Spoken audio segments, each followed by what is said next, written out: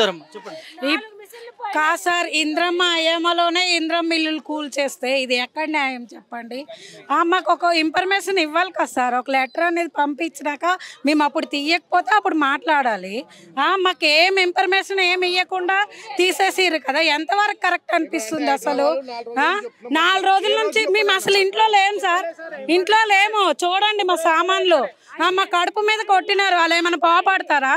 ఇప్పుడు ఉండు, okay sir, ఇప్పుడు మాది తీసేసిండ్రు కదా, మరి వాళ్ళ చెట్లు ఎందుకు తీయలేదు? మా రోడ్ ఒక్కటే ఇదేమన్నా హైటెక్ సిటీ చేద్దాం అనుకుంటున్నారా? మరి వాళ్ళది కూడా తీయాలి కదా. వాళ్ళది ఎందుకు మా అంత రోడ్ లేదు? మా రోడ్ ఇప్పుడు పెద్దగానే ఉంది, ఇంకా ఎంత పెద్దగా చేస్తారు అంటే? మేము పేదోళ్ళ మనిషి మా రోడ్డు పెద్దగా చేస్తారా?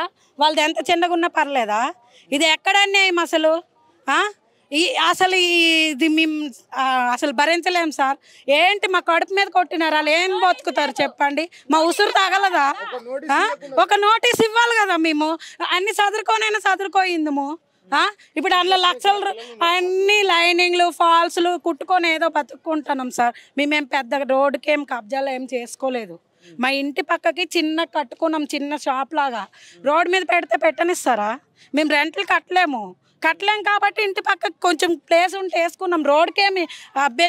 మేము రోడ్డుకేమి ఆపలేదు కదా సార్. వాళ్ళ వెహికల్స్ వస్తుంటే మేము ఆపితే మా ప్రాబ్లం. అసలు అయినా వాళ్ళ రోడ్డుకి మా రోడ్డుకి సంబంధం లేదు.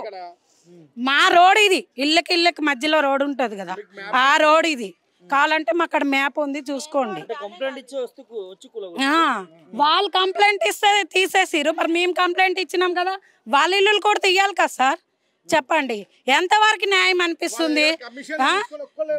అందరు కమిషన్లు తీసుకొని ఉంటారు. మరి మాకు కూడా అడిగితే మేము ఎక్కడ తెచ్చి అప్పు చేసో తెచ్చిస్తుండే కదా.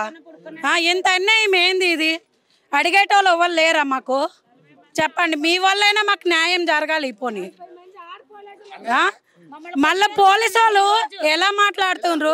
మా కష్టం చెప్తున్నాం, అంటే మా కష్టం చెప్తున్నాం సార్. మాకు ఇలా ఇంత అన్యాయం జరుగుతుంది కదా, మరి మేము తీసుకున్న వరకైనా ఆగండి సార్, మేము సామాన్ లోపల పెట్టుకుంటామని.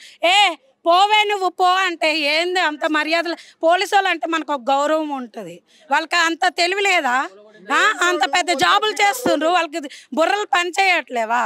ఏంది పోవే అంటే ఏంది అది అర్థము? అంత చీప్ గా కనిపిస్తాను వాళ్ళ కంటికి. వాళ్ళది 15 ఫీట్లు ఉంది, మాది ఎంత ఉంది, వాళ్ళది ఎంత ఉంది కొలుసుకొని ఇక్కడికి రావాలి. అవునా కాదా? వాళ్ళ రోడ్ కానీ పెద్దగా ఉంటే మేము తీయాల్సిందే. మా ఇల్లు కూడా తీసేయండి, మేము ఒప్పుకుంటాం. కానీ వాళ్ళదే చిన్నగా ఉంది, మాది పెద్దగా చేయమంటారు. ఇది ఎంతవరకు న్యాయం చెప్పండి? పోనీ మీకు నచ్చిందా ఈ పద్ధతి? రేవంత్ రెడ్డికి ఇదైతే కరెక్ట్ కాదు. ఇప్పుడు మాకు నష్టపరిహారం ఇవ్వాలి, మళ్ళీ మా ఇల్లులు పెద్దగా చేయమనండి. మేము రోడ్ల మీదకి రాము. మాకు 60 గజాల స్థలం ఎక్కడైనా ఇవ్వమనండి, వెళ్ళిపోతాం అంతే. ఇంద్రం మిల్లులే మరి అవి చూడండి, అవి వాళ్ళ బాత్రూమ్లు అంతా కూడా లేవు. వాళ్ళ బాత్రూమ్ అంత ఇల్లు లేవు సార్. మాకు ఇగో మా అల్లుడు వచ్చినా ఉండడానికి లేదు, ఒక్క పూటే ఉంటారు, వెళ్ళిపోతారు. ఏంటి అన్నయ్య? మా ఇల్లు గూలగొట్టింది సార్. నాకు 4 కొడుకులు, కోడళ్ళు, 10 మంది పిల్లలు ఉన్నారు. మేము ఏడ ఉండాలి సార్? ఇప్పుడు ఎక్కడ ఉండాలి? మేము ఏడ వండాలి, ఏడ కూర్చోనాలి? మొన్ననే 5 లక్షలు అప్పు తెచ్చి నా కొడుకులు కట్టుకున్నాం, రేకులు వేసుకొని. గూలేసిండ్రు సార్ ఈ పొద్దు. మేము ఎక్కడ పోతాం ఇప్పుడు? ఇంత జాగున్నది, పిల్లలు ఉన్నారని రోడ్డుకు రాకుండానే కట్టుకున్నాం. పొద్దున నాకేమన్నాడు, ఈ పెద్ద డ్రమ్ము తీసేయండి అమ్మ, రాదా ఆడికి అన్నాడు. సరే సార్ అని డ్రమ్ములో నీళ్ళు వంపేసి మేము పక్కకు పెట్టేసినాం. పూర అయిపోయిన దాకా రాదమ్మ, మీది పోదు అన్నాడు. లాస్ట్కి వచ్చి పెట్టేసాడు సార్. నా మనమడు చచ్చిపోతుండే సార్. నాకు బుల్రోజర్ దాకి రేకుల మీదకి ఎక్కి సామాన్ దీతం అంటాలకి పెట్టి జగడం ఆడి పోలీసు వాడు కొట్టనికి లేచిండు పిల్లగాని. ఏ న్యాయమా సార్ ఇది? అంత అన్యాయం మా సార్. మేము ఎక్కడ పోవాలి సార్? ఇప్పుడు మా ఇల్లు చూస్తున్నాడు, మా ఇల్లు చూడండి సార్, జర్రాడు చూడు సార్, మీకు నమస్తే చేస్తాను. మా ఇల్లు చూడు సార్. 15 మంది పిల్లలు ఉన్నారు సారు, 4 కొడుకులకు ముగ్గురు పిల్లలు ఉన్నారు సార్. మేము ఎక్కడ పోవాలి ఇప్పుడు?